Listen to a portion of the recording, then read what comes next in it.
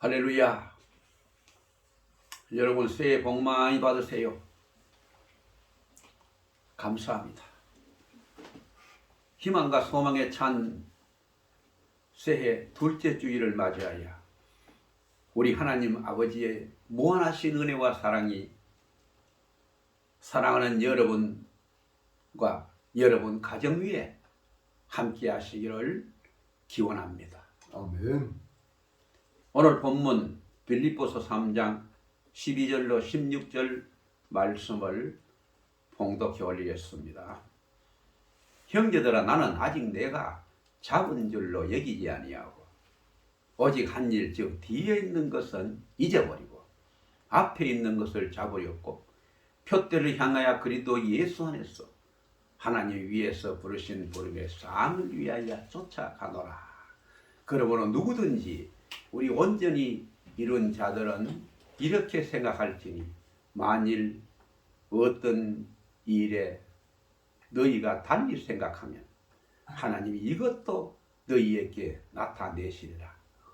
오직 우리가 어디까지 이르렀든지 그대로 행할 것이라. 이렇게 했습니다. 오늘은 이 본문 말씀을 중심으로 해서 앞에 있는 것을 잡으려고 쫓아가자, 이런 제목으로 여러분께 말씀을 드릴 때 하나님의 은혜가 충만한 시간 되시길 주의 이름으로 축원합니다. 오늘 우리에게 주시는 이 말씀은 사도 바울이 빌립보 교회 성도들을 향하여 주신 말씀입니다. 그리고 우리에게도 큰 도전을 주는 말씀이라고 할 수 있습니다. 그래서 빌립보서 3장 13절로 14절에 보면은 형제들아, 나는 아직 내가 잡은 줄로 여기지 아니하고 오직 한 일, 즉 뒤에 있는 것은 잊어버리고 앞에 있는 것을 잡으려고 표대를 향하여 그리스도 예수 안에서 예수님이 위에서 부르신 부름의 상을 위하여 쫓아가노라 그랬습니다. 세계적인 유명한 화가였던 레오나르도 다빈치가 이런 말을 남겼습니다. 새는 쓰지 않으면 녹이 씁니다. 물은 고이면 본래의 깨끗함을 상실하며 썩어버리고 맙니다. 마찬가지로 테마는 우리 마음의 활기를 앗아갑니다. 의미 있는 말입니다. 우리는 새해를 맞이하여 분명한 목표를 세우고 그 목표를 향해 힘차게 앞으로 나아가야 합니다. 사랑하는 여러분, 우리 나그네의 인생길은 세상이라는 넓은 망정창파의 바다를 끝없이 항해하는 것과 같습니다. 우리는 저 천국의 목표를 향하여 매일마다 소망 가운데 힘차게 믿음으로 쫓아가야 합니다. 그런데 만일 목표가 없이 가고 있다면 그것은 패역한 것입니다. 왜냐하면 방향이 없기 때문입니다. 그런 사람은 아무리 열심히 찾아도 찾지 못하고 아무리 열심히 해도 이루지 못하게 됩니다. 시냇물이나 강물은 매일마다 쉬지 않고 흘러서 가는데 분명히 바다로 들어갑니다. 만일 시냇물이 흐리지 못하면 그것은 늪이 되어버리고 맙니다. 마찬가지로 우리의 삶이 그 목적을 잃어버리고 이리저리 방황하게 되면 그 물이 고여 썩게 되는 것처럼 우리의 삶이 자연히 부패하기 마련입니다. 만약 우리의 삶이 목표를 분명히 세우고 그 목표를 향하여 나아가는 항해자의 여정이 되지 못하면 우리에게 이 새해도 한낱 괴로운 짐에 불과할 것입니다. 그러므로 우리는 항해자의 생활 자세로 꾸준히 확실한 목표를 향하여 나아가야 할 것입니다. 사도 바울은 뒤의 것은 잊어버리고 앞에 있는 것을 잡으려고 표대를 향하여 앞으로 쫓아간다고 했습니다. 예수님도 손에 쟁기를 잡고 뒤를 돌아보는 자는 하나님의 나라에 합당치 아니하다고 말씀하셨습니다. 우리는 목표가 뚜렷해야 힘차게 그리고 꾸준히 매일마다 전진할 수가 있는 것입니다. 우리가 너무나 힘들고 험한 세상을 살아가노라면 잘못을 저지르고 후회하고 죄책감을 느끼며 괴로워하기도 합니다. 그러나 아무런 삶의 변화가 없이 죄책감만 느끼며 그냥 괴로워한다면 아무런 의미가 없는 생활입니다. 유명한 심리학자 윌리엄 제임스는 이런 말을 남겼습니다. 회개는 지난날의 죄에 굴복하는 것이 아니라 모든 죄의식을 떨치고 일어서서 선한 것을 바라보는 것이다. 그랬습니다. 옳은 말입니다. 회개는 후회하고 슬퍼하는 것만 아니라 삶의 방향을 완전히 180도로 바꾸는 것을 말합니다. 그래서 우리는 묵은 해를 지내보내고 새해를 맞이했습니다. 우리의 앞날은 후회가 아닌 새 결단의 토대 위에 세워져야 합니다. 잃어버린 세월의 일기를 보며 얼룩진 과거 때문에 눈물만 흘리고 가슴 아파하는 것이 아니라 이제 우리는 과감히 생의 한 페이지를 넘기고 활짝 웃으며 새해를 맞이합시다. 왜냐하면 우리 앞에는 우리를 기다리는 하얀 백지가 놓여있기 때문입니다. 뒤의 것은 잊어버리고 앞에 있는 것을 잡으려고 쫓아가야 합니다. 사실 우리는 하루하루를 소망 가운데 살아가고 있습니다. 우리는 아직 삶의 목표에 도달하지는 못했습니다. 지나가는 과정입니다.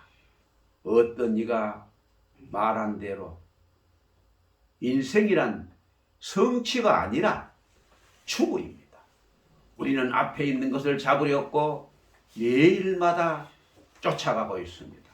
이것이 우리 그리스도인의 생활입니다. 추구하는 말은 목표와 병행합니다. 목표가 없이 추구하는 것이 있다면 그것은 방향이 없는 것입니다. 사랑하는 성도 여러분, 우리 각 사람에게는 놀라운 가능성이 있습니다. 문제는 우리가 이것을 믿고 각 사람에게 주어진 가능성을 꾸준히 개발해 나가야 하는 것입니다.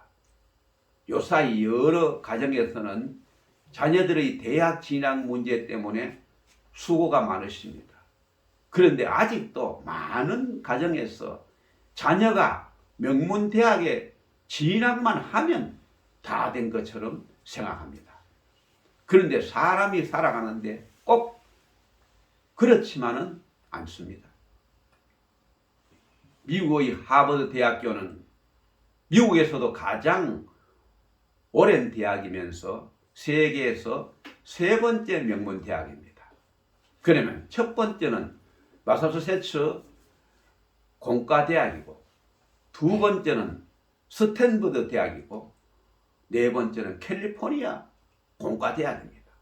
그래서 많은 수재들이 그 대학교를 졸업하고 사회에 나가서 활동을 하고 있는데, 대학에서 베이커 장학금을 받으면서 공부한 가장 우수한 학생 1등에서 15등까지 졸업한 사람들을 조사를 해보았는데, 졸업 후 20년이 될 때까지 아직도 사회에 아무런 기여도 못한 그런 사람이 절반이 넘는다는 통계가 나왔다고 합니다. 과연 이것은 무엇을 말합니까? 머리가 좋다고 해서 명문대학을 졸업했다고 해서 인생에 성공하고 사회에 기여하는 것은 절대로 아니다는 것입니다. 머리가 얼마나 좋으냐 하는 것보다 인생에 대해서 얼마나 열정을 가지고 사느냐 하는 것이 더 중요하다는 것입니다. 물론 머리도 중요합니다. 그러나 인생이라는 긴 마라톤에서 최고의 성패를 좌우하는 것은 지능이 아니라 정열입니다. 요즘 말로 IQ보다 EQ가 더 중요하다는 것입니다. 정열은 생명의 연소작용입니다.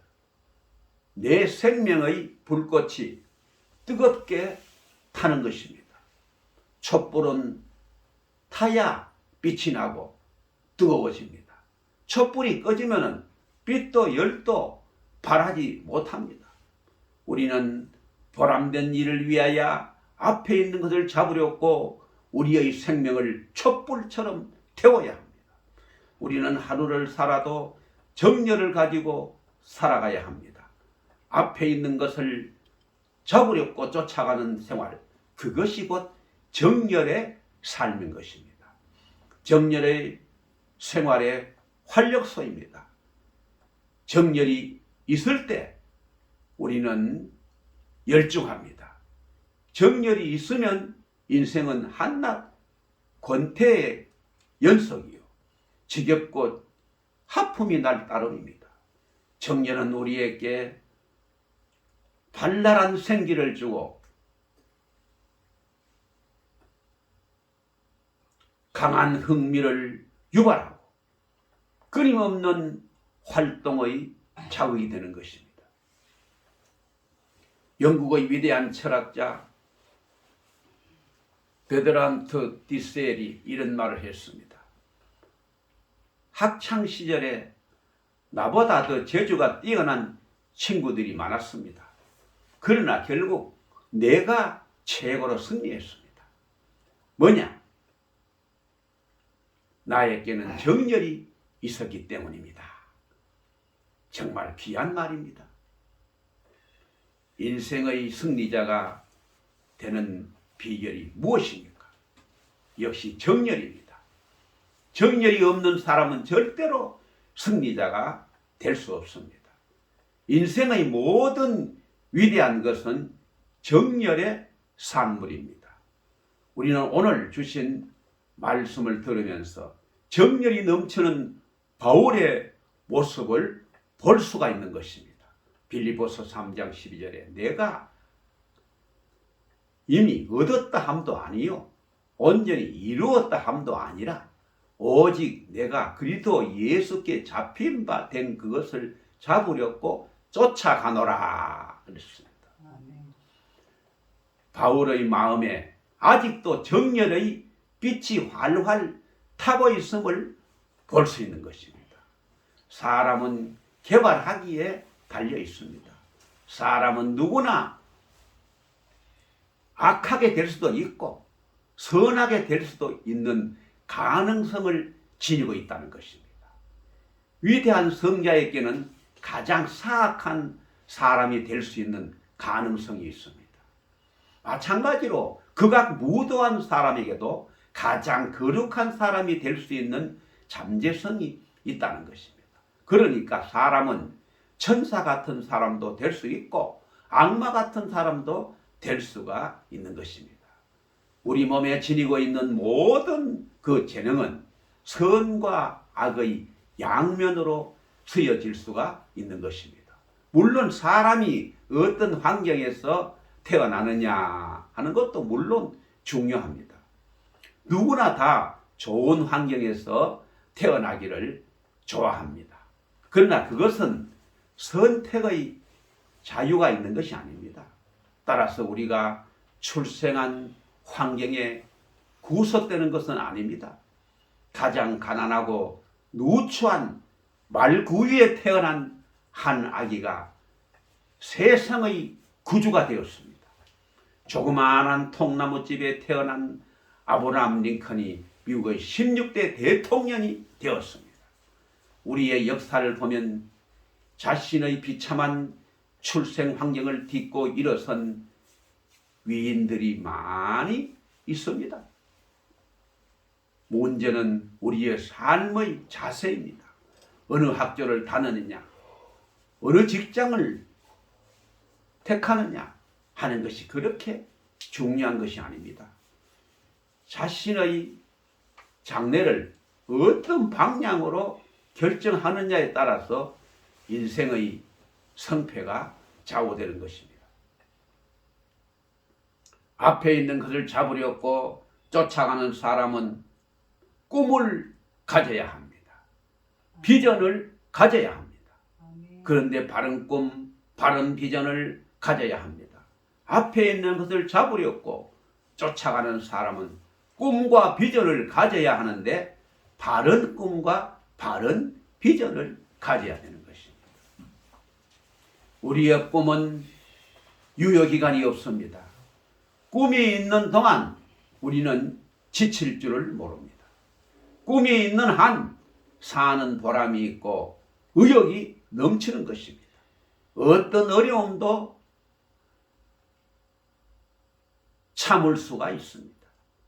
꿈이 있는 한 우리의 삶에 보람이 넘칩니다. 우리가 이룰 수 있다고 말할 때 놀라운 일을 성취할 수가 있는 것입니다. 해보지도 않고 포기하는 것은 실패입니다. 그러므로 앞에 있는 것을 잡으려면 구해야 합니다. 무엇을 구해야 합니까? 우리가 진정으로 원하는 것이 무엇인지 바로 정해야 합니다. 하나님께서는 우리에게 상상력이라고 하는 대단한 것을 주셨습니다. 그래서 이것이 내게 좋은 것인지 혹은 남에게 해가 되는 것은 아닌지, 그리고 지금 내가 그것을 성취할 마음의 자세가 되어 있는지, 더구나 그것이 하나님의 뜻에 합당한 것인지 생각하고 기도해 보아야 합니다.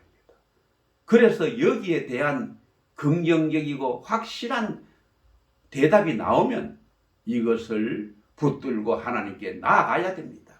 절대로 망설이지 맙시다. 하나님은 우리에게 주시기 위하여 지금도 준비하고 예배하고 계십니다. 꿈과 소망을 가지고 기도하세요. 긍정적인 자세로 기도하세요. 그것이 반드시 실현될 날이 올 것을 내다보면서 기도하세요. 물론 이 꿈이 이루어질 때까지는 여러 가지 어려운 날이 있습니다. 그러나 그것까지도 하나님이 다 해결해 주실 줄로 믿습니다. 아멘. 이제 우리가 할 수 있는 일은 한 단계씩 실행하여 나아가는 데 있습니다. 우리 기독교 신앙은 결코 지름길이 아닙니다. 때로는 신앙에 우리를 일으켜 일하도록 고무하는 역할을 합니다. 그런데 대부분의 경우 우리가 최선을 다할 때 우리 하나님께서 우리를 도와주시고 인도해 주시고 보호해 주시는 것입니다. 사랑하는 성도 여러분, 금년의 꿈은 품이 있습니까? 비전이 있습니까? 믿고 기도하시기 바랍니다.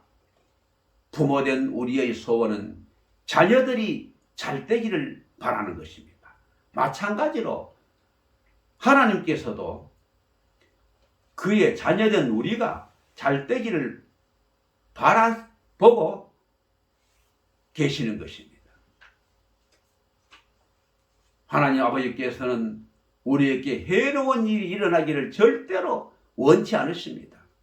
우리가 하나님의 선하심을 믿음의 눈으로 바라보면 우리 삶의 주변에서 일어나는 모든 일들이 선하게 보이는 것입니다. 우리의 믿음의 요소 가운데 하나는 우리가 할 수 있는 것을 행하는 것입니다. 하나님은 우리가 할 수 없는 것을 하라고 하시지 않습니다. 문제는 뭐냐? 우리가 일을 시작하여 꾸준히 앞에 있는 것을 잡으려고 쫓아가는 자세입니다. 어디서부터 시작하느냐 하는 것은 그렇게 중요하지 않습니다. 문제는 뭐냐면 우리가 시작하느냐 아니면 그 자리에 머물러 있느냐 하는 것입니다. 사도 바울은 로마서 1장 16절에 이 복음이 모든 믿는 자에게 구원을 주시는 하나님의 능력이 된다고 했습니다. 능력과 믿는 자는 상호관계가 있습니다. 사람에게 능력이 부족한 이유는 그들이 믿지 않기 때문입니다. 앞에 있는 것을 잡으려고 하나님께 기도합시다. 그리고 확실히 믿읍시다. 뿐만 아니라 우리가 할 수 있는 일을 먼저 합시다. 예수님께서 마태복음 7장 11절에 너희가 악한 자라도 좋은 것으로 자식에게 줄 줄 알거든 하물며 하늘에 계신 너희 아버지께서 구하는 자에게 좋은 것으로 주시지 않겠느냐. 그러면서 마태복음 7장 7절에 구하라. 그러면 너희에게 주신다고 하셨습니다. 그런데 구하고도 얻지 못하는 경우가 얼마나 많습니까? 그러면 기도해도 소용이 없다는 말씀입니까? 중요한 것은 하나님과 우리 사이에 올바른 관계를 맺어야 되는 것입니다. 바로 그 책임은 우리 편에 있는 것입니다. 그러므로 우리는 하나님께서 우리의 기도를 응답해 주실 때까지 기도하며 기다려야 합니다. 야고보서 5장 7절에 보면 형제들아 주의 강림하시기까지 길이 참으라.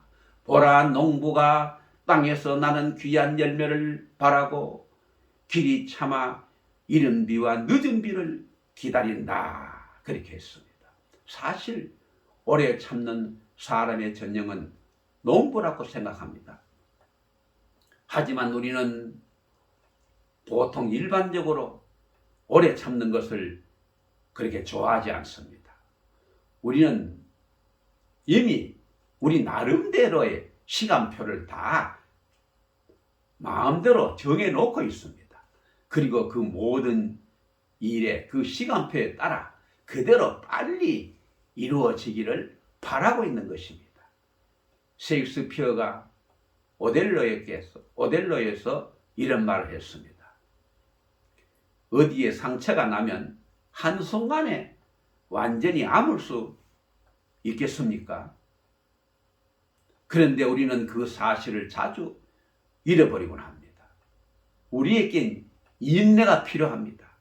사실 우리가 기다리지 않으면 볼 수 없는 경우가 많습니다.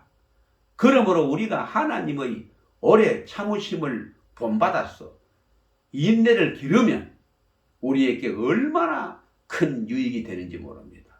그래서 사도 바울은 앞에 있는 것을 잡으려고 어떻게 했습니까? 소극적으로 뒤에 있는 것은 깨끗하게 잊어버렸습니다. 지난 날의 죄의 허물, 실수와 실패, 후회스러운 일을 잊어버려야 되는 것입니다. 후회는 우리를 이중적으로 악하게 하고 그리고 이중으로 불행하게 합니다. 과거는 우리 삶의 이정표였지 앞날을 제시하는 방향표는 되지 못합니다. 우리는 매일매일 뒤의 것은 잊어버려야 됩니다. 분노나 상처나 적개심 같은 것을 다 모두 잊어버려야 됩니다. 지난날의 성공도 잊어버려야 됩니다. 교만해지기 때문입니다. 지난날의 실패도 잊어버려야 합니다. 열등의식에 사로잡히기 쉽기 때문입니다. 앞에 있는 것을 잡으려면 적극적으로 목표를 향하여 쫓아가야 합니다. 쫓아가는 사람은 뒤를 돌아보거나 주변을 살필 여가가 없습니다. 오직 목표에만 집중합니다. 우리는 오직 앞만 향해 전진해야 합니다. 지금 우리가 분명히 소유하고 있는 확실한 날은 오직 오늘뿐입니다. 내일은 우리 것이 아닙니다. 내일은 와봐야 합니다. 그러므로 우리는 지금 여기서 현실의 삶에 적응하며 열심히 살아가야 합니다. 우리가 살아가고 있는 지금을 성실한 자세로 매일을 믿음으로 소망 가운데 열심히 살아가면 결탄코 승리할 줄로 믿습니다. 아멘. 이제 아름다운 여인의 믿음이 남긴 찬송가 338장에 담긴 간증을 소개해 올리겠습니다. 이 곡을 작사한 세라폴러 아담스는 영국 최고의 여배우였습니다. 미모의 연기를까지 겸비한 그녀는 여배우로서 최고요 좋은 남편을 만나 결혼하여 최고의 행복한 삶을 누리고 살아갔습니다. 그런데 어느 날 그녀의 삶에 불행이 찾아왔습니다. 폐결핵 진단으로 아름다운 외모는 점점 시들어졌고 더 이상 여배우로 활동을 할 수가 없었습니다. 무엇보다도 그녀는 자신의 존재감을 늘 확인하던 무대에 설 수 없다는 것이 가장 비참하고 괴로웠습니다. 성실감에 빠져 너무나 비참하고도 너무나 비참해하고 있던 어느 날 그녀는 침대 옆에 있는 성경책을 발견했습니다.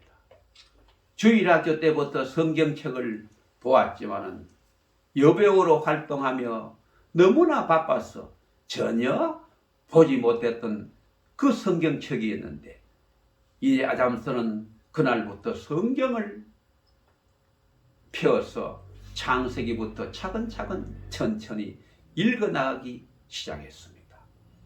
그러던 중 야곱이 형에게 쫓겨 외삼촌 라반의 집으로 가던 중 꿈속에서 하나님의 음성을 듣는 장면을 본 순간 지금까지 그녀가 붙들었던 자신의 꿈들이 떠올랐습니다.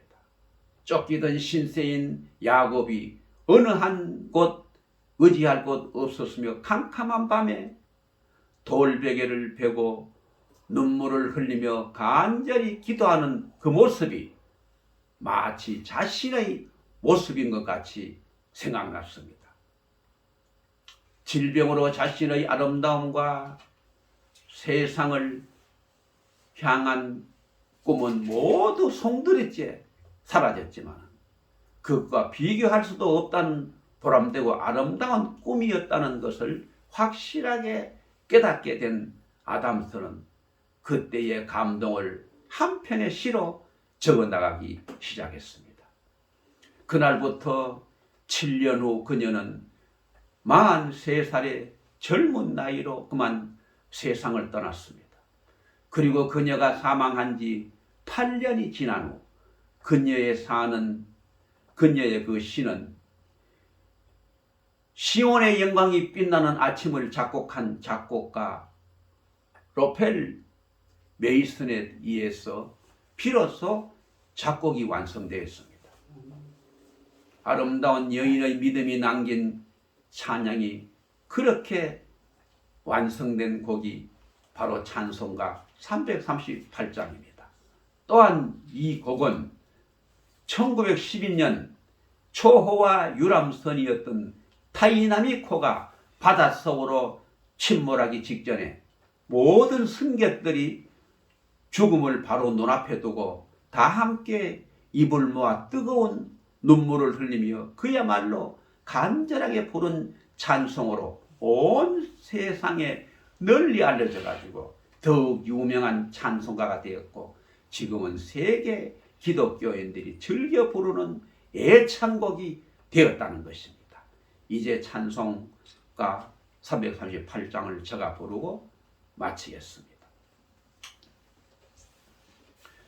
내 주를 가까이 하게 함은 십자가 짐 같은 고생이나 내 일생 소원은 늘 찬송하면서 주께 더 나아가기 원합니다. 내 고생하는 것 옛야곱이 돌베개 베고 잠 갔습니다. 꿈에도 소원이 널 찬송하면서 주께 더 나아가기 원합니다. 천성에 가는 길 험하여도 생명길 대나니 은혜로다. 천사를 부르니 늘 찬송하면서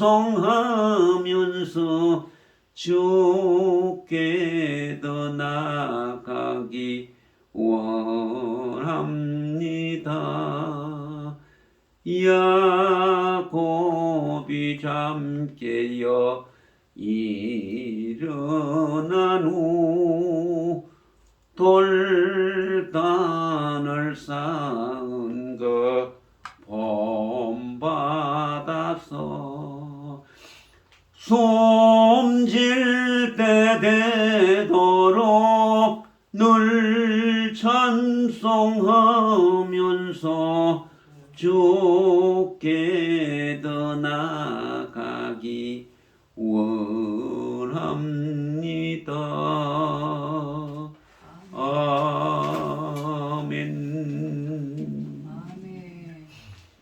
이제 마지막으로 정말 금년 희망차고 소망찬 이 새해에 정말 이 말씀 따라 표대를 향하여 앞만 보고 끝까지 달려갔어.